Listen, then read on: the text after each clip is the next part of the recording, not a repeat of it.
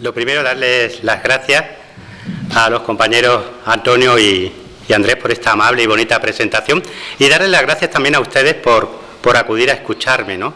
Muy especialmente a mi teniente general de la Esperanza, jefe de Armado, que ha tenido la cortesía de acompañarme hoy, y también al subdelegado de Defensa, que también está en esta sala, según me han comentado, ¿no? Como decía Andrés, mi vinculación con la Fuerza Armada siempre ha estado firme, siempre ha estado presente en mi vida, y para mí siempre es motivo de orgullo y de honor.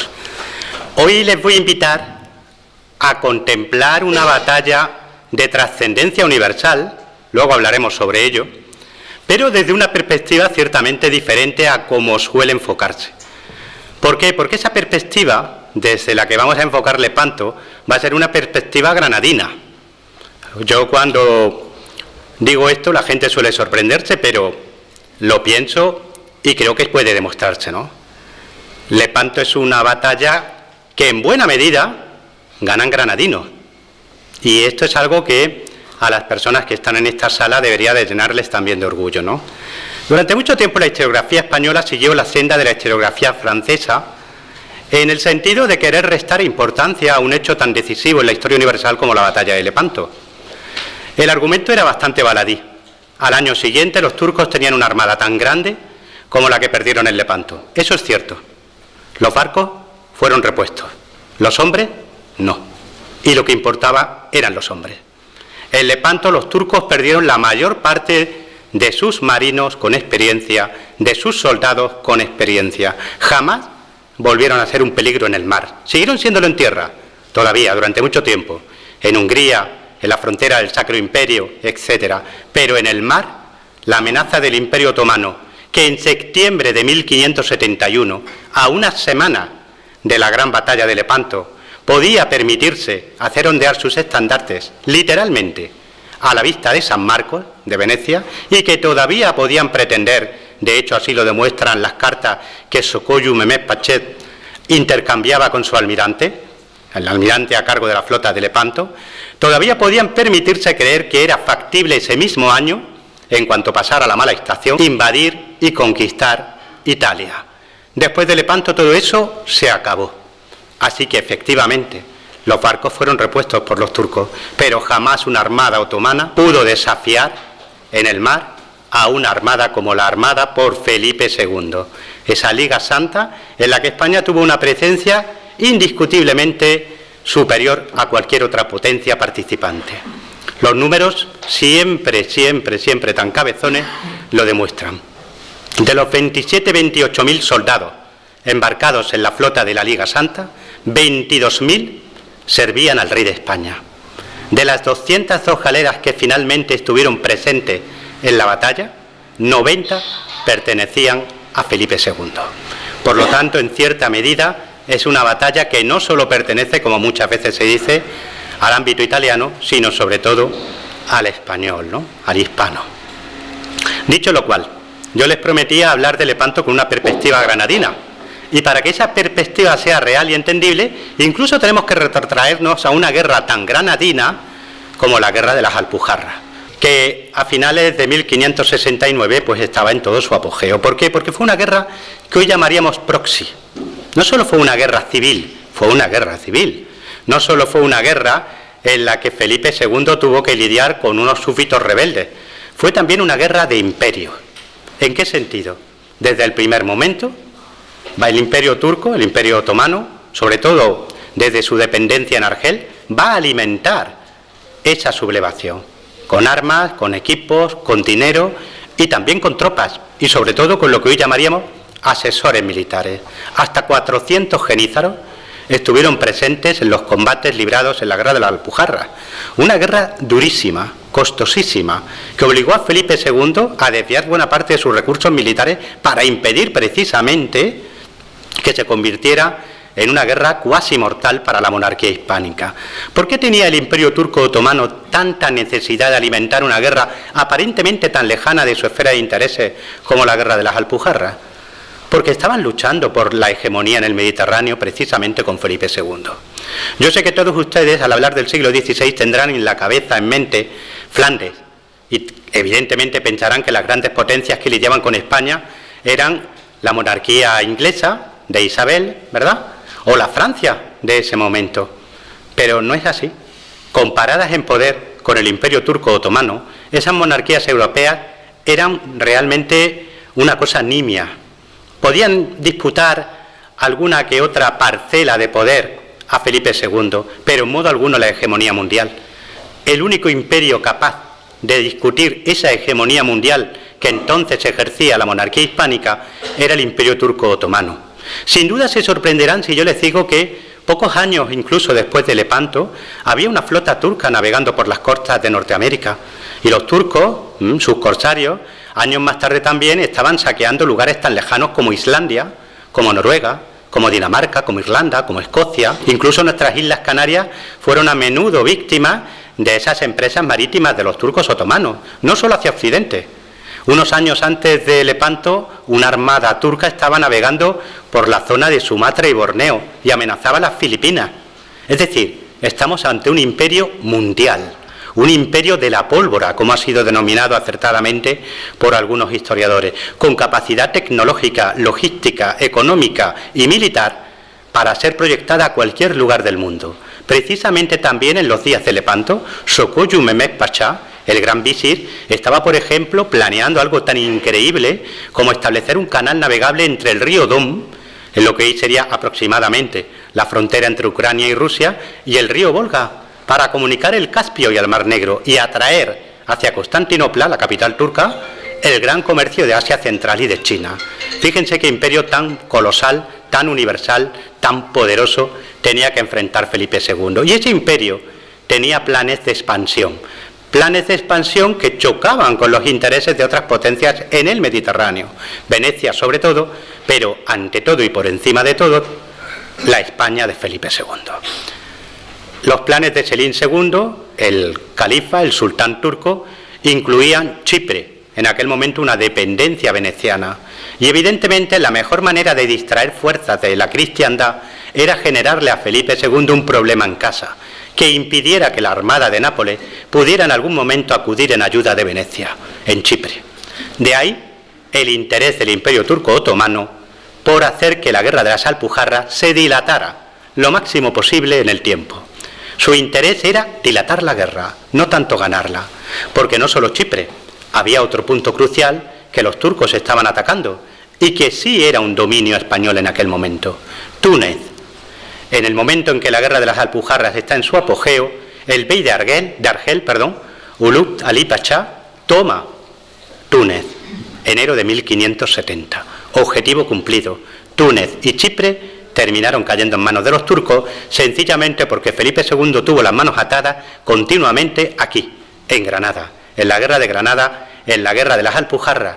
De ahí que hubiera genízaros combatiendo con los moriscos, de ahí que continuamente un río de armamento y de financiación estuviera llegando a los puertos, a las costas de lo que hoy son Málaga, Almería, Granada, incluso en algunas ocasiones desembarcos puntuales en lo que hoy serían las costas de Murcia y de Alicante. La guerra de Granada no solo tiene esa relación con Lepanto, no solo es la antesala de Lepanto. Lepanto, en cierta manera, sería la última respuesta que Felipe II da a ese ataque turco en nuestra tierra, ¿no? No solo es eso, también es el lugar donde van a coincidir y donde en buena medida también se van a forjar las carreras de grandes hombres de armas, en tierra y en el mar. Aquí van a estar en la guerra de las Alpujarras don Álvaro de Bazán, que ustedes saben que nació aquí, en Granada, y que va a ser el marino más importante del periodo y probablemente de la historia de España. Pero también va a estar Lope de Figueroa, nacido en Guadix, probablemente en 1541, y que para mí, y creo que es indiscutible, va a ser el mejor soldado del siglo XVI. Un hombre que, por ejemplo, en la batalla de Gemingen, 1567, va a ser herido 17 veces en combate. 17 veces en combate. Y aún así va a seguir. Y aún así va a conseguir llevar a cabo el movimiento táctico decisivo de esa batalla que ganó el duque de Alba. Y es un hombre con una experiencia militar terrible y con una vida increíble, ¿eh? Un hombre que en los Gelbes, en el gran desastre de los Gelbes, fue tomado cautivo por los turcos y que se va a pasar 3 años remando en una galera, en La Piedra, se llamaba esa galera. 3 años de galera. Era algo impresionantemente horrible. Pocas personas sobrevivían a 3 años de galera. Él lo hizo. y nada más ser liberado por su familia, mediante el pago de un rescate, nada más ser liberado, volvió a las armas. Volvió a combatir en lugares como el Peñón de Vélez de la Gomera, y en tiempos de la Guerra de las Alpujarras va a levantar un tercio, el tercio de la Costa de Granada, que más tarde va a ser el tercio de Lope de Figueroa o de la Liga Santa. Este hombre también se va a forjar como maestre de campo en la Guerra de las Alpujarras.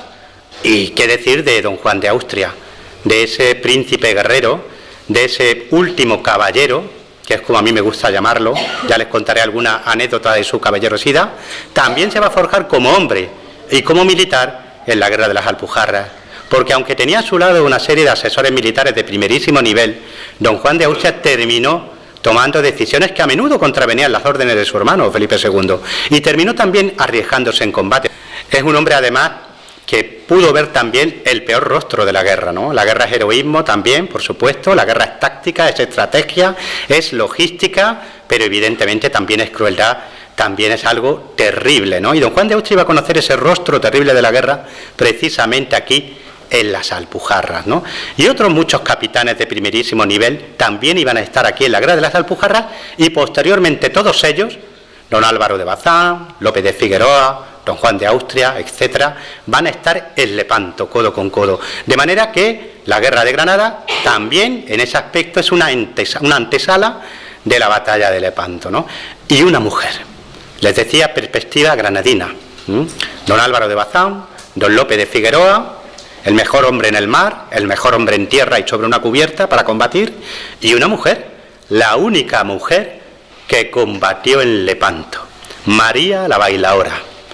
Una mujer que, por el nombre y por algún otro dato, una mujer que se ganaba la vida bailando en las tabernas de Granada durante la Guerra de las Alpujarras, y que por amor va a decidir seguir a su hombre cuando se embarca en Cartagena primero y luego en Barcelona, camino de Lepanto. Y el día de Lepanto va a quitarse el disfraz de hombre, se había embarcado disfrazada de hombre, y va a combatir en primerísima línea, con el arcabuz y con la daga de mano izquierda. Algunos autores han puesto en duda la existencia de María la Bailaora, pero es que son no una, ni dos, ni tres, sino hasta 4 documentos diferentes, uno de ellos inédito y veneciano, quienes mencionan a María la Bailaora. Por lo tanto, es imposible poner en duda la participación de esta granadina en la batalla de Lepanto. Ya tenemos el enfoque granadino, ya hemos tenido la antesala de las Alpujarras. Ahora vamos a ver por qué, en cierta manera, Lepanto fue una batalla ganada por granadinos. Vamos a ver primero los preparativos.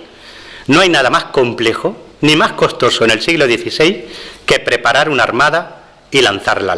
El mar era costoso para batallar, muy costoso. Las finanzas, porque en última instancia la guerra la mueve el dinero, ¿verdad? ¿De qué estamos hablando en los últimos días en Europa? Estamos hablando de dinero. Estamos hablando de, por fin, tener una defensa europea que sea capaz de ser independiente, llegado al caso, de cualquier otra potencia que nos tutele. Pero eso se hace con dinero, como se hacía en el siglo XVI. Y fíjense las finanzas que a priori no nos favorecían lo más mínimo, ¿eh? El Imperio Turco Otomano estaba extraordinariamente bien gestionado en el siglo XVI. Ahora tenemos una visión del Oriente, pues, como un mundo atrasado, ¿verdad? El Oriente del siglo XVI-XVII, quítensela de la cabeza.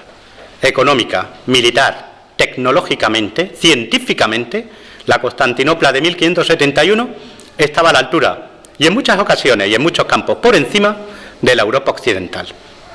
Tecnológicamente, el Imperio Turco Otomano seguiría estando a la altura de la Europa occidental hasta 1700. Es un imperio muy avanzado para la época. Luego vamos a ver algunos detalles de la formación de sus hombres de guerra y mar. Pero estamos con las finanzas del gran turco, del sultán. El sistema de impuestos turco y la administración turca eran muy sofisticados y hacían que aproximadamente en torno a 7 millones de ducados de oro, vamos a pasar a una sola moneda para no liarnos, ¿no?, fueran ingresados en las arcas imperiales cada año. Y la administración era tan buena que de esa cantidad 4 millones eran los que se gastaban, de manera que tenían superávit fiscal. Cada año el gran turco no solo podía hacer frente a sus gastos de defensa, a su armada, a su administración, obras públicas, etcétera, etcétera, sino que podía acumular un sobrante en el tesoro. La situación de Felipe II era muy distinta. Las rentas ordinarias de Felipe II, en torno a 1569-1571, ascendían aproximadamente a 1.650.000 ducados de oro. Las rentas extraordinarias sumaban otros 2.600.000 ducados de oro más. Por lo tanto, estamos hablando de una suma bastante inferior a la del Gran Turco. No había ningún otro monarca que se aproximara a esto, ni a Felipe II ni a Selim II. Los ingresos de Isabel de Inglaterra o de la Francia de Francisco y posteriormente de Enrique estaban a años luz de los ingresos de un Felipe II o un Selim II, pero como vemos, el Imperio Turco Otomano tenía unas finanzas más sólidas, sobre todo porque Felipe II tenía un déficit constante, que ya se había manifestado en tiempos de su padre, Carlos V, el emperador, un déficit que en 2 años, 1567-1569, ascendió a nada más y nada menos que 11 millones de ducados oro. Les recuerdo las cifras que ingresaba: 1.650.000 rentas ordinarias, 2.600.000 como rentas extraordinarias. Pues esos son los ingresos anuales. En 2 años, 11 millones de déficit. A Felipe le faltaba dinero, mucho dinero. Por lo tanto, cuando se empieza a plantear la posibilidad de poner en pie de guerra una gran armada, una liga propiciada por el Papa, para combatir a los turcos, que en ese momento están crecidos, que han tomado Túnez, que están acabando la conquista de Chipre, que pueden amenazar Italia en cualquier momento, Felipe II no estaba en su mejor situación financiera. Máxime cuando había tenido que gastar unos caudales inmensos en la guerra de las Alpujarras, y cuando el reino, uno de los reinos más ricos de la monarquía hispánica, que era el reino de Granada, está totalmente arruinado por una guerra despiadada. La guerra de las Alpujarras fue una de las guerras más duras de la monarquía de Felipe II. Todos pensamos en Flandes. Flandes tiene buenas novelas, ¿verdad? Pero en la vida real, lo que más dinero costó y probablemente lo que más sangre le costó a Felipe II fue la guerra de las Alpujarras. Su situación no era, por lo tanto, la mejor para ponerse en guerra contra el Gran Turco, pero lo hizo. Primero por consideraciones geoestratégicas, pero también por consideraciones morales, que en la época pesaban y mucho. Como príncipe que pretendía y que conseguía ser el máximo representante de lo que entonces se llamaba cristiandad, Felipe II tenía obligaciones morales y no pudo deshacerse de esas obligaciones morales y no quiso deshacerse de ellas. Poner en marcha la armada y dotarla de hombres y cañones sabía que era algo que le iba a llevar a la bancarrota, pero aún así lo afrontó. Fue un esfuerzo colectivo también, En toda Europa, desde Polonia a Portugal, se recogieron limosnas en todas las parroquias y monasterios. Se habla de aproximadamente 300.000 establecimientos religiosos, iglesias, parroquias, monasterios de todo tipo, etcétera, etcétera, que recogieron limosnas para esa cruzada de la Liga Santa. El esfuerzo fue colectivo. Y se vivió también colectivamente el triunfo. Ya les contaré cómo el día de la victoria, cuando por fin llegó a Europa, aquí a España, por ejemplo, llegó el 31 de octubre, pues se celebró con fiestas en toda Europa, tanto en la católica como en la protestante. No hubo ahí distingos ninguno, porque todos temían al Gran Turco. El esfuerzo, por lo tanto, fue ingente, pero también ingente en cuanto a número de barcos y a número de hombres. Aquí el problema inicial que se encontraron fue quién iba a dirigir esa enorme liga, esa enorme alianza que se estaba forjando a instancias del Papa. En última instancia, el acierto fue elegir a don Juan de Austria. ¿Por qué? Porque era un hombre tremendamente joven. Estamos hablando de alguien que tenía 22, 23 años, en el momento en que empieza a gestionarse esta gran aventura bélica. 22, 23 años. Piensen hoy día en un chaval de 22, 23 años. Pero ese chaval, entre comillas y con todo el respeto que me merece la figura, era un hombre que ya había mirado a la cara de la guerra, como les decía antes, que ya había mandado un ejército, que ya había combatido, que ya había mantenido batallas tan durísimas como las de Tíjola o como la de Galera. Batallas durísimas. Pues este hombre tenía también otro don, que era el don de saber escuchar, que es un don muy escaso en general entre la humanidad, pero también el don de decidir. Y sobre todo tenía otra ventaja: era un príncipe, era el hijo del emperador, era el hermano del rey de España. ¿Y por qué esto era una ventaja? Porque en una liga en la que todos los aliados desconfiaban unos de otros y en donde en cada una de las galeras capitanas iba a haber hombres de gran linaje, hacía falta alguien que estuviera socialmente por encima de todos ellos, porque la preeminencia social era muy importante en esta época. No se podía dar una orden y esperar que fuera cumplida si la persona que la daba socialmente estaba subordinada a quien tenía que obedecerla. Era así de sencillo. Por lo tanto, solo alguien con la categoría social, con el linaje imperial de don Juan de Austria, estaba realmente capacitado para mandar una armada tan compleja como la que iba a ser puesta a su mando. Ya saben que don Juan de Austria contó además con una nave excepcional, la Real, una galera hermosísima, que por cierto fue decorada con un plan magistral en Sevilla, aunque fue construida en Barcelona, luego navegó hasta Sevilla para ser decorada. Fue decorada con bajorrelieves y con pinturas de los trabajos de Hércules y de Jasón y los argonautas. Hércules y Jasón y los argonautas. Y también, evidentemente, con alusiones de todo tipo a la monarquía hispánica y al padre del almirante que era don Juan de Austria, que era Carlos V, ¿no? ¿Por qué Heracles y por qué Jasón? Pues evidentemente, primero, porque la cultura del momento, el Renacimiento, está vinculado también a ese recordatorio continuo y constante de la herencia clásica, de la herencia grecorromana, pero también porque en la España del momento y desde época de los Reyes Católicos hay una fuerte vinculación con Heracles, por supuesto, ya saben que está incluso en escudos nacionales y en escudos autonómicos, y también porque nos considerábamos en aquel momento también herederos de algo que ahora les sonará incluso raro, ¿verdad? Pero se hacía propaganda en versos, en obras de arte, en el momento de que España era la nueva Atlántida, ¿no? Y en el caso de Jasón y los argonautas, pues evidentemente porque es una aventura que parte hacia Oriente en busca de un tesoro y a desafiar a un dragón. Y ese dragón, en el imaginario colectivo del momento, era el Gran Turco. Era el Gran Turco. Pues en esta galera maravillosa, dotada de 5 cañones en la crujía y de un arsenal realmente increíble, es donde se va a embarcar don Juan de Austria, pero también nuestro granadino, que por eso se lo contaba. Aquí va a estar Lope de Figueroa, con buena parte de lo mejor de su tercio. Al tercio de Lope de Figueroa, a ese tercio original de la costa de Granada, se le va a denominar ya en este momento como los mejores entre los mejores. Pues 360 hombres del tercio de Lope de Figueroa se embarcan en la Real. En ese espacio diminuto, para tanta gente, estamos hablando de casi 700 personas las que van a ir embarcadas en la Real, en ese espacio diminuto, que si hacen la cuenta les va a salir aproximadamente 1 metro cuadrado por persona, se va a embarcar también María la Bailaora.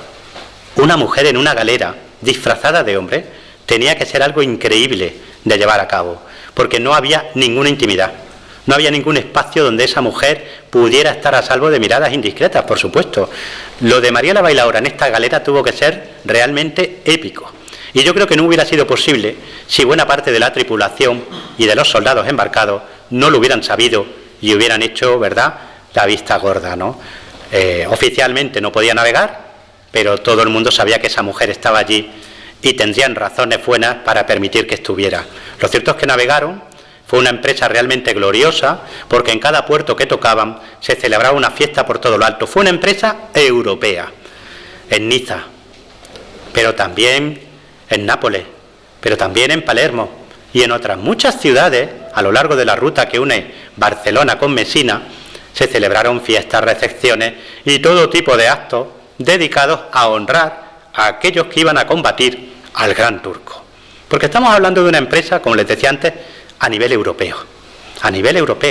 De esos 22.000 hombres que servían bajo el estandarte de Felipe II, 6.560 eran españoles, pero había también cerca de 7.000 alemanes combatiendo por Felipe II y más de 6.000 italianos, y entre los 1.800 voluntarios, los otros que les he mencionado antes eran soldados a sueldo, pero hubo también 1.800 voluntarios. Entre esos 1.800 voluntarios, la inmensa mayoría hidalgos españoles, había también portugueses, ingleses, irlandeses, suecos, e incluso he llegado a constatar un peruano, vamos a llamar allí, un español del Perú en este momento, que no sé qué hacía allí, pero que allí estuvo. Estamos hablando también, evidentemente, de que esa flota que navega hacia Occidente y que recibe todas esas honras, todas esas festividades por parte de las gentes de Francia y de Italia, no solo iba a ganar una batalla a los turcos, es que en aquel momento los turcos eran una amenaza silente, real y constante para todas las costas europeas. Las devastaciones de los corsarios al servicio del sultán eran una auténtica pesadilla para todo aquel que viviera entre Portugal y Venecia. Y por lo tanto, la gente comprendía y entendía esta empresa como una empresa de defensa europea. El estandarte de la Liga, el estandarte sobre el que iba a ondear esa nueva alianza militar de las naciones europeas que se habían embarcado en ella, básicamente la monarquía hispánica, pero también Toscana, Ferrara, Módena, los caballeros de la Orden de Malta, Venecia, por supuesto, la Génova de los Doria y el Papado, entre otras muchas pequeñas naciones italianas que se embarcaron en esta empresa, ¿no? Francia, por supuesto, rehusó cualquier compromiso con la Liga Santa, no así su pueblo, pero sí el rey, por supuesto, su ejército y su armada, ¿no? Y otras naciones europeas también rehusaron porque tenían más inquina contra Felipe II que contra el turco, ¿no? Aunque luego se alegraran de la victoria, no participaron en ella. Esta flota va a pasar un largo tiempo de espera en Mesina. Don Juan de Austria no las tenía todas consigo. Antes les he hablado de dinero. La armada que se había reunido había costado una auténtica barbaridad. Desde la batalla de Prevesa, en 1535, si no me falla la memoria, si no me corrigen, no se había entablado realmente una gran batalla naval. E incluso esta última tampoco había sido una batalla de la categoría que iba a ser Lepanto. ¿Por qué? Porque perder galeras en el mar era extraordinariamente costoso. Por lo tanto, los almirantes y los capitanes se cuidaban muy mucho de arriesgarse. Y cuando por fin ya la flota se reúne en Mesina, cuando consiguen ya reunir todos los efectivos, la temporada estaba muy avanzada. En esta época y prácticamente pues hasta el siglo XIX, habitualmente en el Mediterráneo, el mar se cerraba. ¿Qué quiere decir esto? Que cuando llegaba la temporada de tormentas, de finales del verano, comienzos del otoño, se interrumpía generalmente la navegación de grandes flotas, porque ya era demasiado arriesgado levar anclas y que una tormenta, de esas que ahora llamamos danas, se llevara por delante una armada que podía costar cientos de miles de ducados. Por lo tanto, don Juan de Austria tenía que pensárselo muy mucho. Estaba recibiendo todo tipo de consejos por parte de los hombres que estaban al mando de las distintas porciones de la flota, hombres con mucha más experiencia que él, hombres con mucha más edad que él, y por lo tanto no era fácil decidir qué hacer, sobre todo cuando su hermano, el rey Felipe, continuamente le estaba instando a ser prudente. Incluso llegó a enviarle una orden que le pedía que se quedara en Mesina y que invernara allí, porque no era bueno arriesgarse, ¿no? Don Juan de Austria no hizo caso. En un consejo de guerra optó, con el apoyo de algunos de los capitanes, sobre todo de los venecianos, por levar anclas, por enfrentarse, por buscar a la flota turca, ¿no? Fíjense los consejos que estaba recibiendo. Estaba recibiendo consejos del tipo de que formara su armada en dos líneas. Dos líneas, la primera línea dividida en 3 grandes bloques y una potente reserva en segunda. Y estaba recibiendo también otro consejo, que luego va a tener su importancia, que le da García de Toledo, que había sido el almirante español pues con más galones en el mar Mediterráneo en los años precedentes, que ya era un hombre muy mayor, que estaba tomando las aguas precisamente en un balneario italiano en aquel momento, y el consejo que le daba es que solo diera la orden de disparar a sus arcabuceros y a sus cañones cuando la sangre de los turcos pudiera salpicarle a la cara. Quédense con esto porque va a tener su importancia para entender cómo se libra realmente la batalla de Lepanto.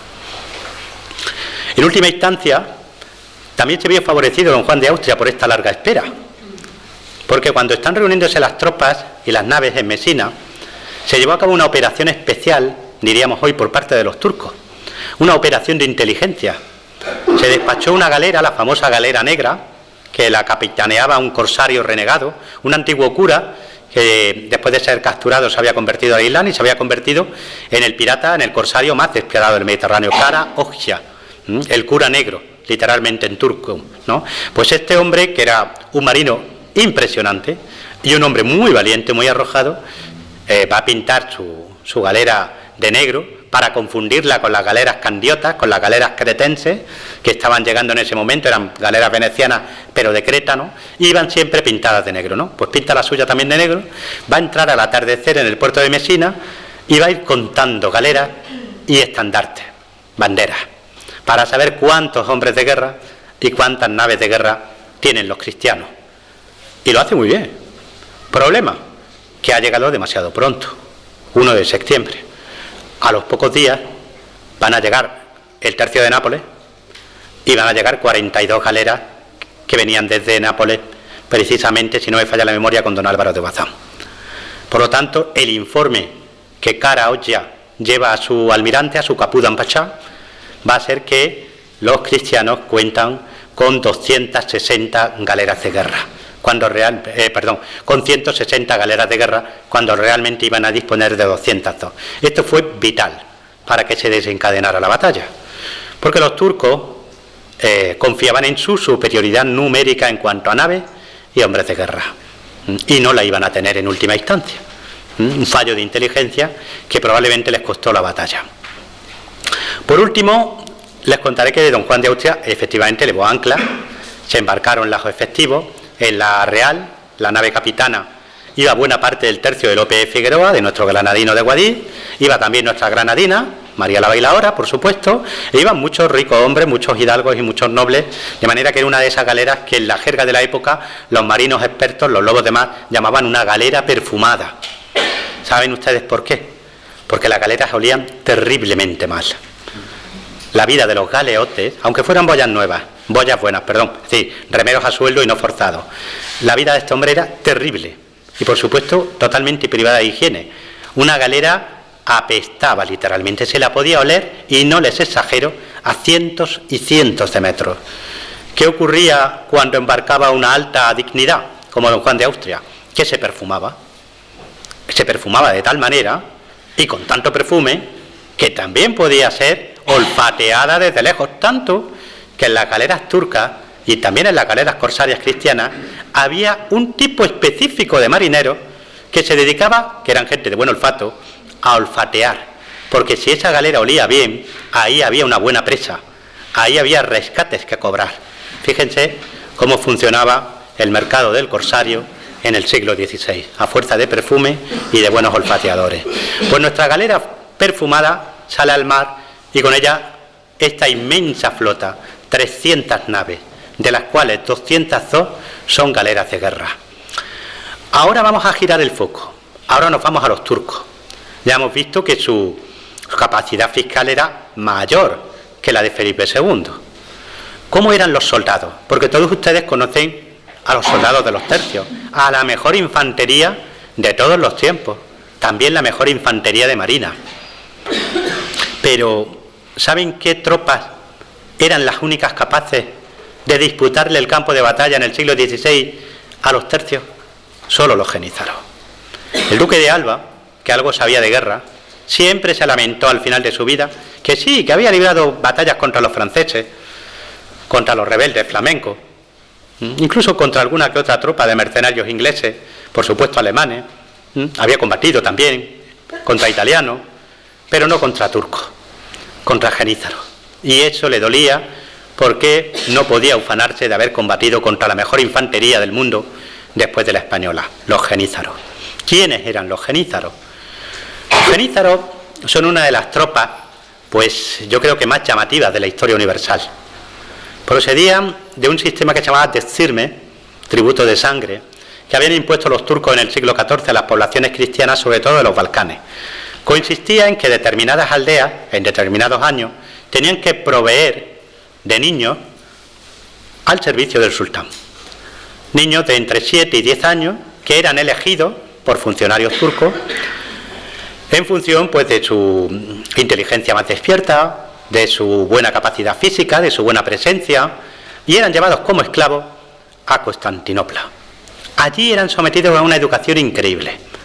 No todos terminaban siendo genízaros, muchos terminaban siendo artilleros, ingenieros, funcionarios de alto nivel, y no pocos de ellos terminaron siendo, después del sultán, el hombre más poderoso del imperio. Por ejemplo, Sokoyu Mehmed Pachá, el gran visir, en 1571, había sido uno de esos niños, Uno de esos niños, serbo-bosnio en este caso, arrancado de su aldea cuando tenía 8 años, que luego se había formado como genízaro en Constantinopla y que después había ganado, paso a paso, batalla a batalla, servicio a servicio, un ascenso tras otro. Luchó en Moab contra los húngaros, luchó en el asedio de Viena de 1529 y fue escalando puesto tras puesto, Capudan Pachá, tercer visir, segundo visir, hasta ser primer visir en esta época, uno de los hombres más poderosos del mundo. Estos son los genízaros. ¿Cómo se formaban?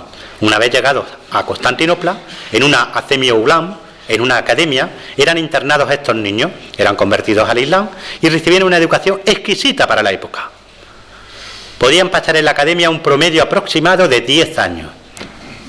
Los que pasaban a la escuela superior aprendían 3 idiomas. Aprendían lo último de lo último en ciencia y en técnica. Les daban también clases de historia, de arte, de geografía, de astronomía, de matemáticas. La formación era estupenda y a nivel militar lo mejor de lo mejor. El equipamiento y las tácticas de los genízaros estaban a la altura de los soldados de la España del momento, los mejores del momento en Europa. Les habrán dicho, por ejemplo, que no hacían uso de armas de fuego o en muy escasa medida y que esa fue una de las, digamos, de las causas de que en Lepanto se impusieran los españoles, ¿no? El mayor uso, por ejemplo, del arcabuz o del mosquete, que ya también se estaba usando, o de armas de fuego de todo tipo y calibre instaladas en las bordas de las galeras. Esto no es cierto. Basta bajar a las narraciones de los turcos para darse cuenta. Les pongo un ejemplo.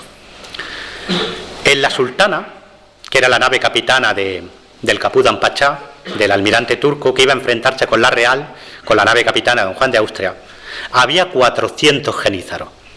De estos 400 genízaros, 300 iban armados con arcabuz y solo 100 con arco compuesto.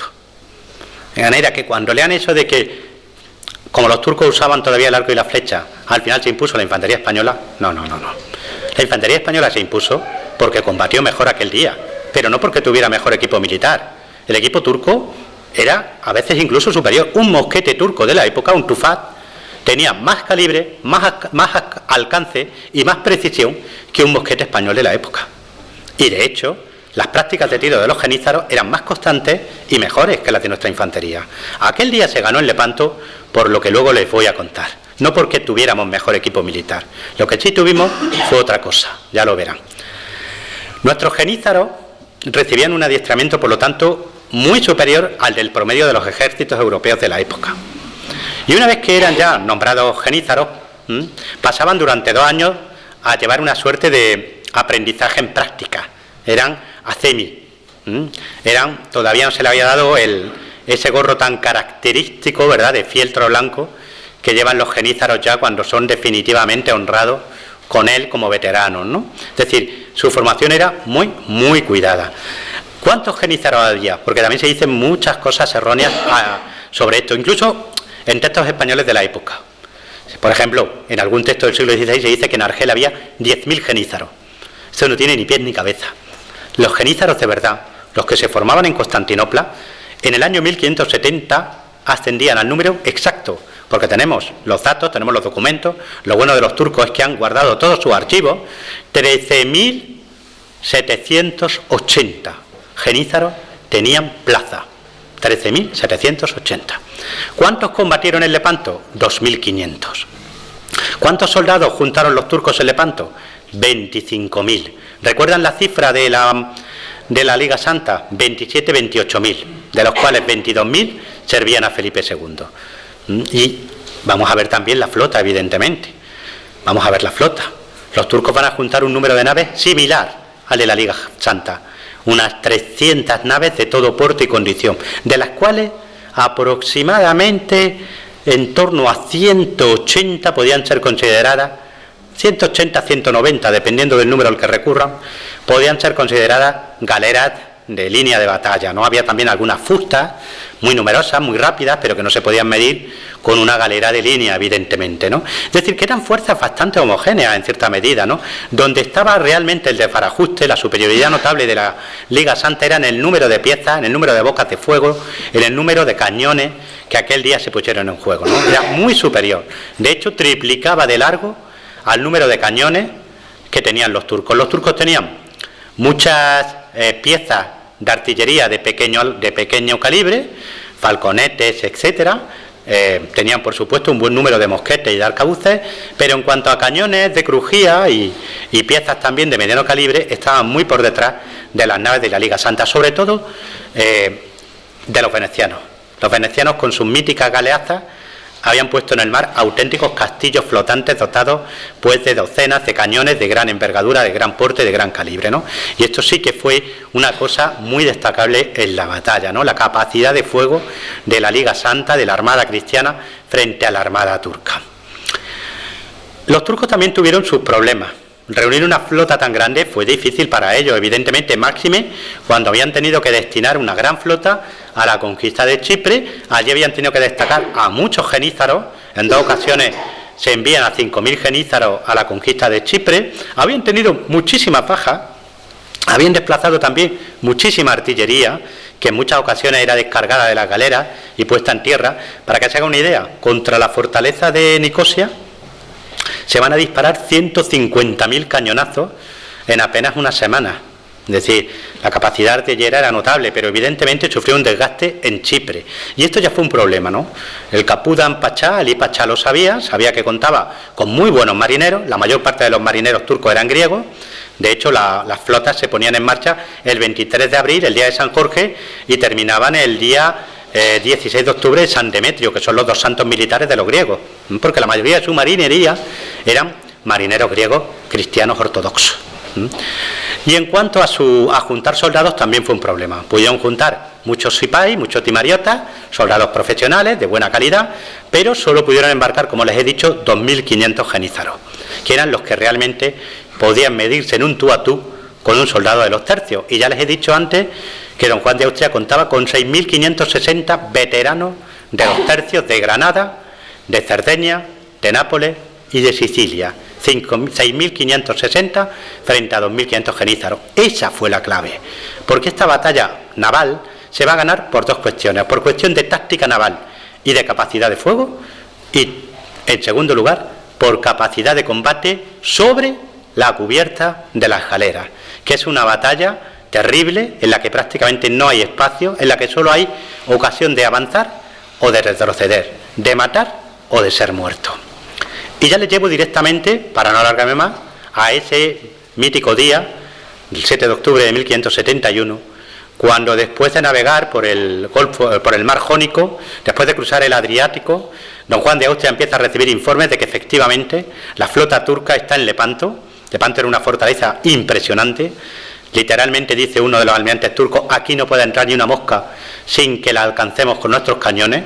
Por lo tanto, lo que le aconsejan al Capudan Pachá, sus veteranos, es: no salga, espera aquí, entre otras cosas porque la flota turca llevaba navegando y llevaba combatiendo ya meses, ¿no? Mientras que la cristiana venía descansada de Mesina, ¿no?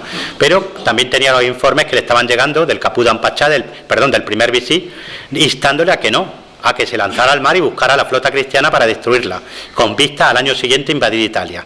Por lo tanto, este hombre, Ali Pachá, que era un buen almirante y un buen soldado, en cierta manera se vio obligado, políticamente hablando, a salir al mar. Y don Juan de Austria tampoco los tenía todas consigo, ¿eh? Solo unos días antes de la batalla, la liga estuvo a punto de deshacerse. Venecianos y españoles llegaron incluso pues a montar cañones y a apuntarse mutuamente, ¿eh? Pero literalmente, por una cuestión de orden y diríamos hoy pues de desobediencia manifiesta al almirante don Juan de Austria, ¿no? Pero se solventó porque también en ese mismo momento pues llegó la noticia de la caída de Nicosia y de Famagusta en Chipre, y de las barbaridades que los turcos habían cometido allí contra los venecianos, especialmente contra su general, ¿no? Que fue torturado de una forma salvaje y despiadada, ¿no? Y eso pues hizo que los venecianos olvidaran sus pendencias con los españoles y decidieran ajustar cuentas con los turcos. Y llegó el día de la batalla, ¿no? La flota turca leva anclas y al principio pues tiene el viento a favor, va a poder formar en media luna, que era una de sus formaciones típicas y de las que siempre le habían dado buen resultado. Y don Juan de Austria, siguiendo el consejo de ese gran veterano, ¿no? Que le había enviado don Diego de García, que le había sido enviada en una carta, va a formar en una primera línea a su flota en 3 secciones, el ala izquierda pues con los venecianos fundamentalmente, en el centro va a estar el grueso de las naves españolas también, ¿no? Ahí va a estar la Real, por supuesto, con Don Juan a la cabeza, y en el ala derecha pues va a estar Doria, pues con naves españolas, por supuesto también, pero también genovesas, maltesas, etcétera, ¿no? Y una reserva muy potente, con nuestro granadino al mando, ¿no? Don Álvaro de Bazán, con 30 galeras en reserva en una segunda línea, dispuesto a ir allí donde haga falta. Y esto va a ser muy importante. La flota turca zarpa, viento a favor, por la mañana temprano, ser sobrevolada por una bandada de cuervos, lo que fue tenido por los turcos, esto solo lo cuentan las fuentes turcas, lo que fue tenido por los turcos como una señal de mal agüero. Ali Pachá, el almirante, va a intentar animarlo.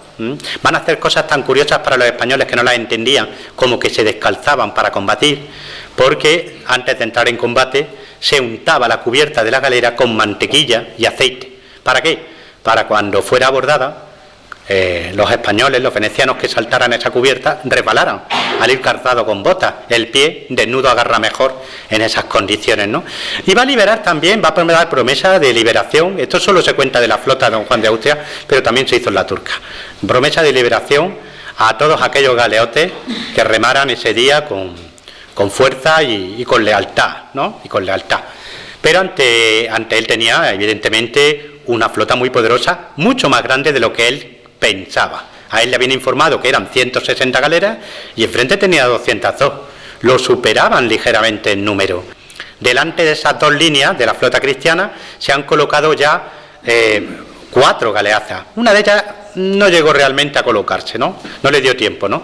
Pero esas galeazas son castillos flotantes erizados de cañones.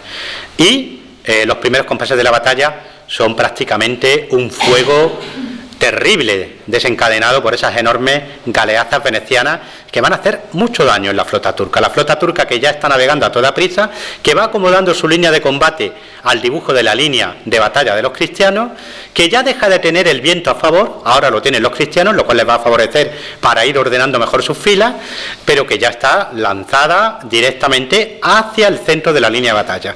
Ali Pachá lo que pensaba era resolver la batalla en un choque de galeras en el centro de la línea. Él se dirige directamente con la sultana en dirección a la Real.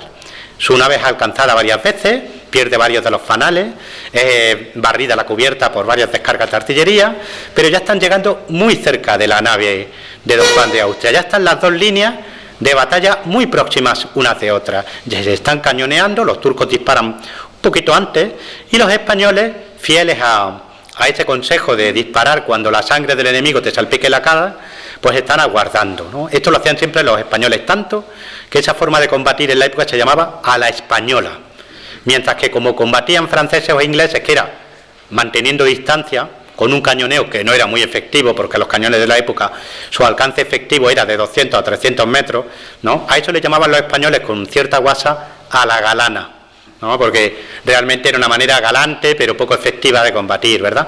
Bueno, pues nuestros españoles esperan al último momento, el momento en que ya tienes encima al enemigo, y en ese momento los cañones de crujía, en el caso de los españoles, en la mayoría de las galeras 5, abren fuego, primero 3 y luego 2, para coger un poco desprevenido al enemigo, ¿no? La batalla va a ser terrible. Lo que había comenzado como una batalla de cañones va a ser ahora una batalla de hombres. Lo que tenemos es un mar de madera, de galeras entrelazadas, de descargas continuas de arcabucería, pero también de tiros de arco. Antes les hablaba del arco compuesto turco, como si fuera un arma menor que el arcabuz. ¿Saben la distancia con la que un arquero turco podía disparar sus flechas? A 500 metros. A 500 metros. Algunos tiros, de los que tenemos registro histórico, superaban los 700 metros. A 300 metros, un arquero turco se llevaba por delante a cualquier hombre. Le cobraba la vida. E incluso aunque fuera cubierto con armadura, si el tiro era bueno, a 30, 40 metros atravesaba una armadura milanesa. No era un arma baladí. Por eso las galeras españolas y venecianas, en cuanto entraban en combate con los turcos, se cubrían de una serie de estructuras improvisadas que llamaban pavesadas, que se construían con redes, con colchones, con aparejos de todo tipo de tela, por supuesto con madera, para intentar prevenir esos tiros de arquero turco y obligarlos a disparar en parábola y de esa manera restar potencia al tiro de los arqueros turcos. Ya los tenemos unos encima de otros. Y aquí ya entra nuestro granadino Lope de Figueroa en acción, porque él va a ser, junto con Miguel de Moncada, quien conduzca no uno, ni 2, sino 3 abordajes a la Sultana. Ya están las 2 naves capitanas entrelazadas. Cada una de estas naves tiene además la asistencia de otras naves, de otras galeras, que continuamente se amuran unas con otras para proveerlos de hombres de refresco. Porque es una batalla terrible. Les habrán dicho que en esta época el arma de fuego es el arma revolucionaria. ¿Saben cuántas bajas causaron las armas de fuego en esta batalla? El 40%. El 60% de los muertos y heridos en Lepanto, en uno y otro bando, lo causaron armas blancas. En una batalla de estas características va a ser la media pica, va a ser la espada, va a ser la daga, va a ser la alabarda, la que se cobre sangre y vida. Va a ser una batalla en la que, como antes les he dicho, solo había 2 alternativas: avanzar y cobrarse la vida del enemigo, o retroceder y perder la propia. Y si caes al mar, muerto estás, porque la mayoría de nuestros hombres llevan suficientes piezas de armadura encima como para hundirse como un peso muerto.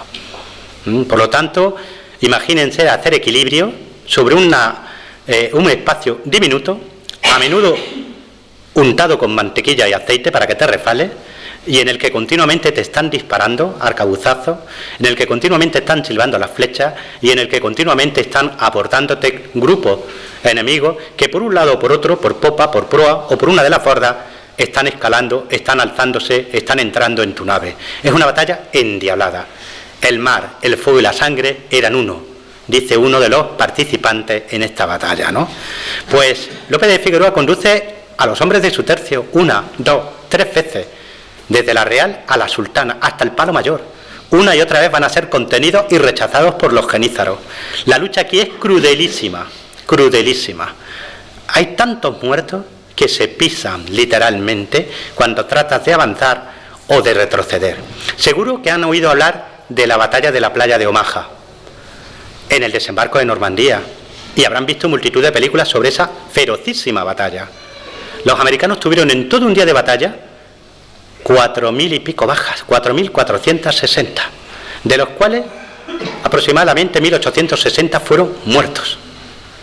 En solo 4 horas en Lepanto murieron 30.000 turcos, 30.000 turcos y 8.000 cristianos. La ferocidad de esta batalla no tiene parangón en la historia de la edad moderna, no tiene parangón. Y aquel día Lope de Figueroa, una vez más, se ganó los galones de maestre de campo. Fue herido en batalla, recibió heridas muy feas durante la batalla, pero una y otra vez rehizo a su tropa y la condujo de nuevo al combate. Don Juan de Austria también peleó como un varón, como un león. Incluso fue herido ligeramente en el muslo. En una ocasión, la situación era tan dramática, tan tremenda, que se dio por perdida cuando 3 galeras turcas consiguieron comenzar a abordar la Real por el lado de popa. Primero la intervención de Marco Colonna, el almirante del Papa, y luego la de nuestro segundo granadino salvaron la situación, porque al mando de su galera, la Loba, don Álvaro de Bazán consigue rechazar a esas galeras auxiliares turcas, apresa a 3 de ellas y comienza a pasar infantería de su propia galera a la Real. Esto salva la situación en el centro. Pero la batalla no se está librando solo en el centro. En el ala izquierda, en la veneciana, los turcos, dirigidos por uno de sus mejores almirantes, Mehmet Sirocco, que era el bey de Alejandría, de Egipto, están consiguiendo flanquear a los venecianos. Los van a flanquear, los van a envolver, los van a destruir. Y si el ala izquierda es vencida, la batalla se ha perdido. ¿Y quién impide que eso ocurra? Nuestro granadino, don Álvaro de Bazán. Después de asistir al centro, después de salvar la situación en el combate despiadado que se está librando entre la Real y la Sultana, después de eso, navega a toda prisa hacia el ala izquierda con sus galeras de reserva y detiene a las galeras y fustas de Mehmet Sirocco. Frena ese envolvimiento, lo rechaza, lo aplasta, acaba con él. No solo eso, hay otra ala, el ala derecha. Entre el ala derecha y el centro, el otro gran almirante turco, Ulugh, el bey de Argel, un hombre de una habilidad marinera sin igual, ha conseguido que Andrea Doria pique en la trampa, que separe sus galeras del ala derecha del centro, y por ese hueco se está metiendo Y si se mete, va a envolver el centro y el ala derecha. Y la batalla la van a ganar los turcos. ¿Quién lo impide? Don Álvaro de Bazán. A toda velocidad, cruza por detrás de la línea, desde el ala izquierda al ala derecha, frena a Ulús, lo rechaza y le obliga a poner velas y a huir. Va a ser el único que aquel día se salve de la destrucción absoluta que van a sufrir los turcos.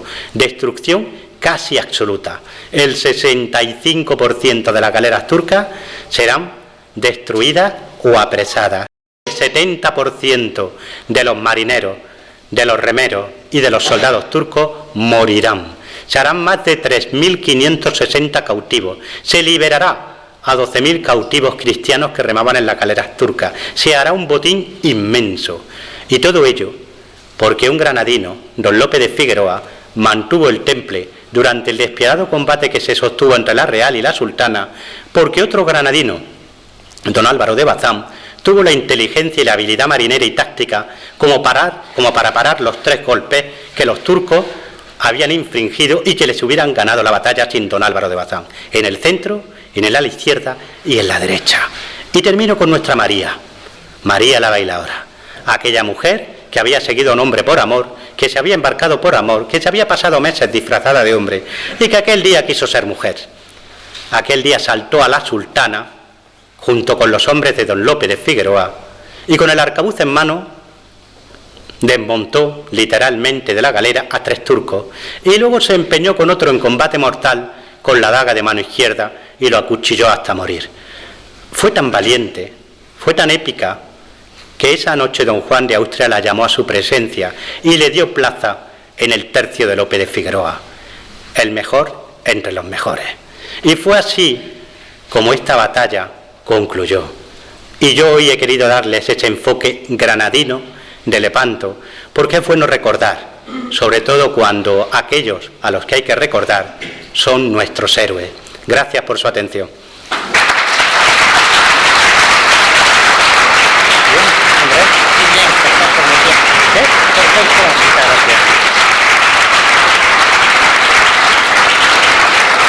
Gracias, muchas gracias.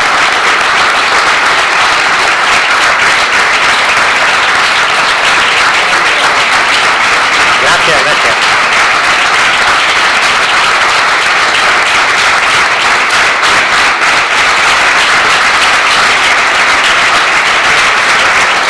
Muchas gracias.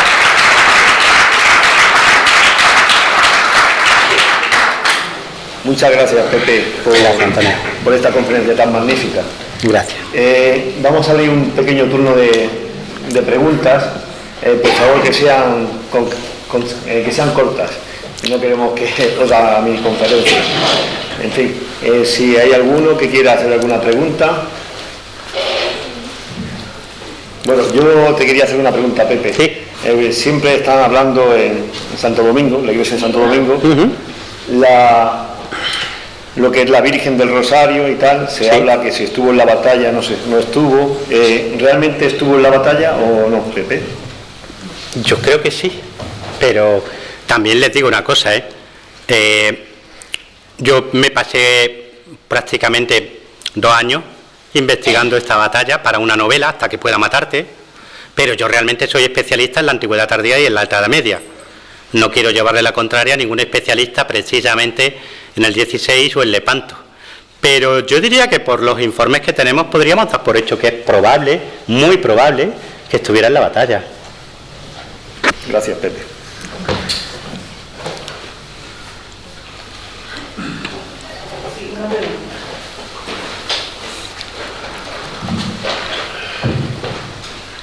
La batalla de Lepanto, ¿cuánto duró exactamente? ¿Cuánto duró la contienda?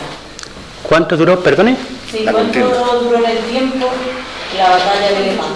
El tiempo total, ¿verdad? Sí, la duración total. Vale, desde que empiezan a abrir fuego hasta que terminan, 4 horas. Es decir, hay unos movimientos previos en que ambas flotas se van acercando, van realizando una serie de movimientos, acomodando su línea de batalla la una a la otra, ¿no? Pero desde que abre fuego los cañones hasta que cesa el combate, son 4 horas. 4 horas en las que mueren 38.000 personas. Es decir, yo creo que prácticamente les diría que Canna que fue una auténtica escabechina, y poco más en cuanto a batallas antiguas y medievales y modernas, con un nivel de ferocidad y de mortandad tan grande como Lepanto. Pocas, ¿eh? Y si nos vamos a la época contemporánea, pues yo le diría que algunos días en Stalingrado y por supuesto los 2 primeros días en la batalla de Kursk, y quizás en Berlín en los últimos días, pero en pocos lugares más hubo tantos muertos en tan pocas horas, ¿eh? En una batalla. Quizás la batalla del Somme, ¿puede ser? El primer día de la batalla del Somme.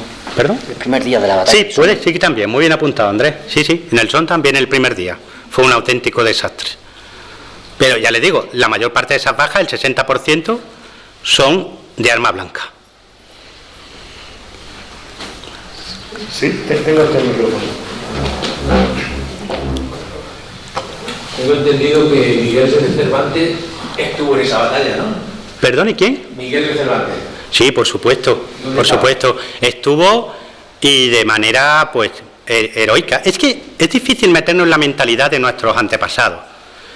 Yo a veces pienso, y me van a permitir la broma, ¿qué nos ha pasado? Algo nos ha tenido que pasar, ¿eh? Porque esta gente no era normal, en el grado mejor del término. Dense en cuenta que Miguel de Cervantes aquel día estaba con fiebre, estaba totalmente excusado de servicio.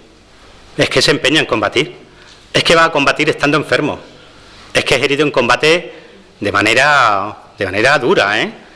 Pero es que la mayor parte de los hombres aquel día tuvieron una queja. ¿Saben la queja que constantemente aparece en los textos de la época? Que a mí me estremecía cuando uno leía los diarios, que conservamos muchos documentos de la época, muchos diarios también, españoles, venecianos. ¿Saben lo que aparece de forma bastante común en los testimonios españoles? La queja de muchos por no haber sido heridos aquel día, por no poder lucir una herida de Lepanto. Fíjense cómo eran esta gente, ¿no? Claro, luego dice, ahora entiendo a don Lope de Figueroa, ahora entiendo a un hombre que en batalla es herido 17 veces y sigue combatiendo.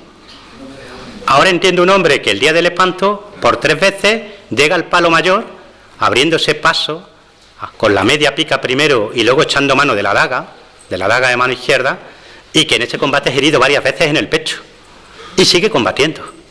Es que esta gente tenían una capacidad de combate, tenían una moral de combate, tenían una ética del combate que hoy se nos escapa. Es que eran soldados no solo porque cobraban una soldada, no solo porque sabían manejar un arma, es que lo vivían de una manera inimaginable para nosotros, inimaginable. Son un modelo, evidentemente, para cualquier soldado de cualquier tiempo y de cualquier país, ya no les digo para uno como el nuestro.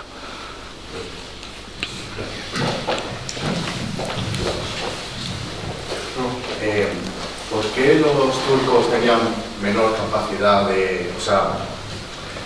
menos armas de fuego si eran logística y financieramente superiores? Muy buena pregunta. Muy buena pregunta, porque en teoría no debería ser así. Antes les he dicho que muchos historiadores especialistas en la historia del Imperio Turco Otomano han llamado a este imperio el Imperio de la Pólvora, porque durante la mayor parte del siglo XV y XVI, quien tuvo la superioridad artillera, y también en mosquetería y en arcabucería, fueron los turcos. Las piezas de artillería turca solían ser mejores que las nuestras, tanto por calibre como por precisión, como por fundición. Los turcos tenían un sistema de construcción de cañones y de armamento mucho más sofisticado que el que había en la Europa occidental. Y habitualmente cuando uno ve las cifras de un ejército turco, por ejemplo, el que conduce Solimán el Magnífico en 1529, ahí en esa batalla en Viena, siempre se les olvida a los historiadores alemanes y demás.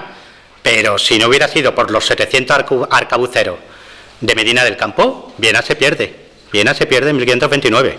Bueno, pues en esa batalla, y en todas las que se libran, hasta 1590, la superioridad artillera turca es manifiesta, porque en Lepanto no. Es decir, si los turcos producían más cañones y mejores cañones que los arsenales de Venecia o de España, ¿por qué en Lepanto, sin embargo, embarcan menos bocas de fuego? Pues porque ya saben que hay un dicho español, ¿verdad?, que quien mucho aprieta, poco abarca, ¿verdad? Es que habían estado en Chipre Chipre había sido durísimo, los venecianos allí fueron auténticos héroes combatiendo, hicieron una resistencia durísima a los turcos, que los turcos jamás hubieran esperado. Y el desgaste que los turcos tienen en Chipre es la causa directa de que cuando se plantea armar la flota de Ali Pasha, se encuentren con que no disponen ni de suficientes genízaros, tenían que haber embarcado 5.000 y embarcaron 2.500, ni suficientes cañones de gran calibre, porque buena parte de esa tropa y buena parte de esos cañones se habían quedado en Chipre. Chipre no acaba, los combates en Chipre no acaban hasta el 1 de septiembre, cuando ya la flota de Ali Pasha llevaba pues casi 4 meses en el mar. Es decir, lo que tenía que estar en Lepanto estaba en Chipre. Si llega a estar en Lepanto, yo no sé lo que hubiera pasado. No lo sé, porque fíjense cómo fue la batalla de Dura. La superioridad al final fue importante en bocas de fuego y en hombres de armas, pero si esa superioridad hubiera estado contrarrestada por los turcos, la batalla hubiera sido mucho más dura y hubiera quedado un poco al albur ya de genialidades tácticas como la de don Álvaro de Bazán. Así que esa es la razón. Lo que tenía que estar en Lepanto se dejó en Chipre. Este caballero tiene una pregunta. Después de escuchar la previa o la preparación de la batalla de Lepanto, me viene a la memoria o a la mente una similitud con la batalla de Trafalgar. Es decir, hay un puerto seguro, Lepanto para los turcos, Cádiz para la Armada franco-española, y hay una decisión de salir a la batalla. Qué bueno. En octubre, es decir, los dos son en el mismo mes, cuando probablemente una armada, tanto la inglesa en 1805 como la española, la de la Liga Santa, expuesta a un mes en el que ya puede haber inclemencia del tiempo, puede hacer que si tú estás en un puerto seguro puedas tener ventaja en la batalla. Sin embargo, hay decisiones, entre comillas, políticamente, decisiones políticas que lanzan a la batalla a ambas armadas, escuchando además el problema, es decir, las reservas que habían quedado en Chipre o que tal, ¿qué lanza a que se dé la orden a que en Lepanto salga porque en Trafalgar lo saben? Villeneuve tiene la orden de Napoleón está enfadado con él, ha mandado a alguien que va a sustituirlo y sale por honor, digamos, ¿no? Pero ¿qué ocurre en Lepanto para que se pueda salir? Sí. Qué buena pregunta. Además, tú de esto sabes mucho más que yo.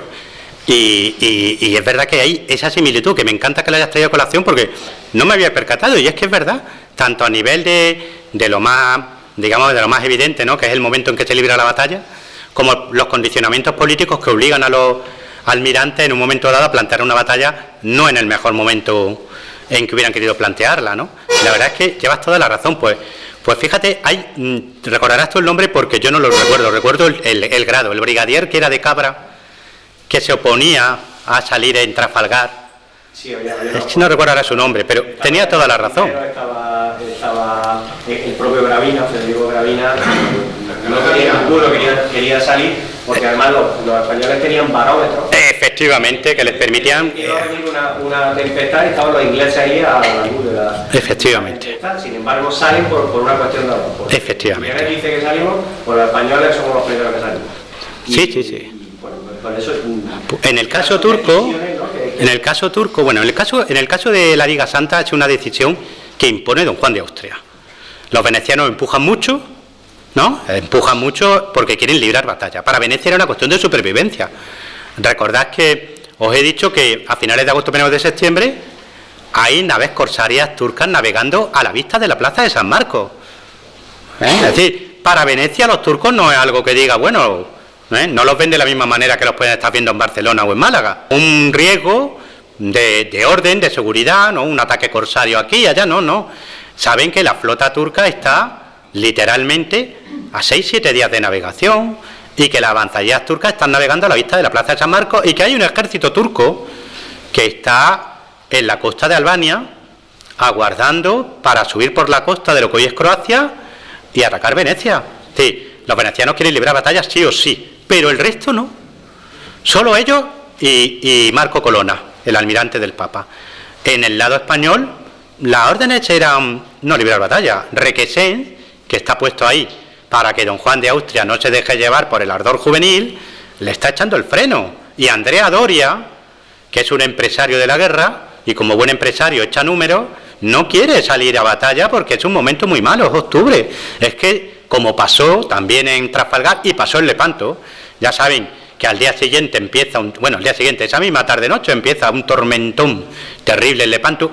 Hubo muertos de Lepanto que aparecieron, agárrense a la silla, en las costas de Creta, a 350 kilómetros, en línea recta. Imagínense el tormentón que se lió, que por poco no se va la Liga Santa también al pique por culpa de la galerna que se desató. Pero a lo que voy, esos fueron los condicionamientos, es decir, venecianos y papales quieren, genoveses, españoles y malteses no quieren porque no quieren arriesgar galera. ¿Quién termina inclinando la balanza? Don Juan de Austria. Una decisión personal. Se ve muy bien en la narración que hay del Consejo de Guerra último, cuando se decide zarpar y buscar a la flota turca. Se destacan por delante dos galeras de Andrade para que busquen a la flota turca y se le quiere dar batalla. Fue una decisión de don Juan de Austria, una decisión personal, con mucho riesgo, porque él en su foro interno sabía que su hermano lo que le pedía al cuerpo era decirle quédate en Mesina y vamos a ver lo que pasa, ya veremos la primera que viene lo que tenemos entre manos. Y en el caso turco fue peor, porque la mayor parte de los almirantes turcos, el almirante del ala izquierda turca, Uluk Ali Bey, el Bey de Argel, que era un marinero extraordinario, lo tenía muy claro, no hay que salir.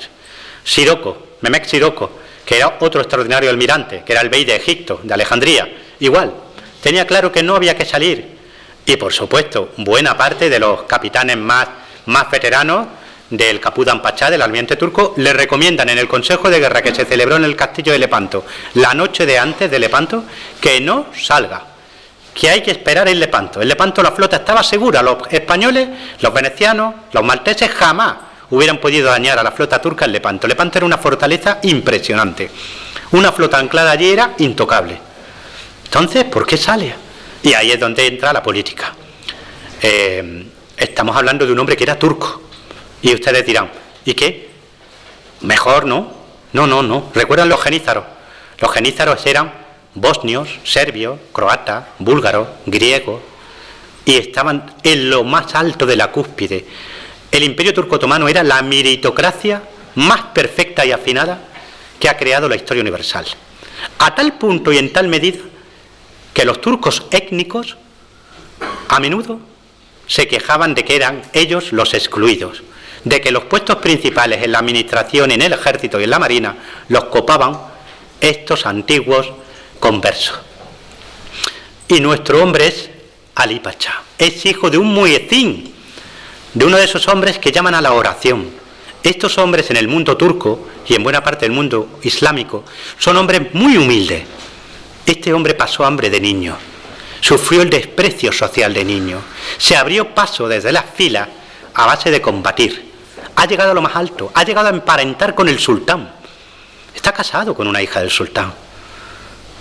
Pero tiene un problema. Es un hombre que lo tiene que demostrar todo cada día. Porque no tiene nada detrás. No tiene linaje, no tiene familia. Solo tiene fama. La fama que se ha ganado con la espada. Un hombre así es muy fácil de presionar. A don Juan de Austria en cierta manera le pasa igual. Es un bastardo. Por muy príncipe de sangre imperial que sea, es un bastardo. Tiene que demostrarlo todo. No le puede venir solo por el linaje. Claro, cuando le llega a Ali Pachá una carta de Sokoyu Mehmet Pachá, genízaro, un niño serbo-bosnio que ha llegado a lo más alto, que es el primer visir del imperio, que es quien realmente manda en el imperio turco, y le dice, tienes que salir, tienes que elevar ancla, no te quiero en el puerto, ¿qué haces que no has destruido ya la flota cristiana? Este hombre contraviene todos los consejos que le dan y zarpa. Entre otras cosas porque tenía un informe que le decía, los cristianos tienen 160 galeras, y él tenía casi 200.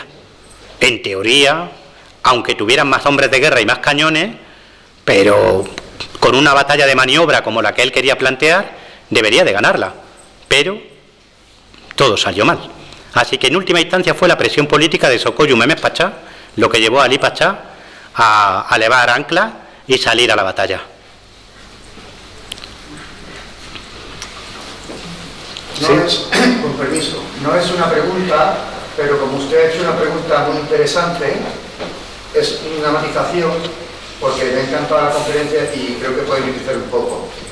Es don Álvaro de Bazán, el fanal de la galera del capitán de los turcos, la regala al monasterio de Guadalupe en Cáceres.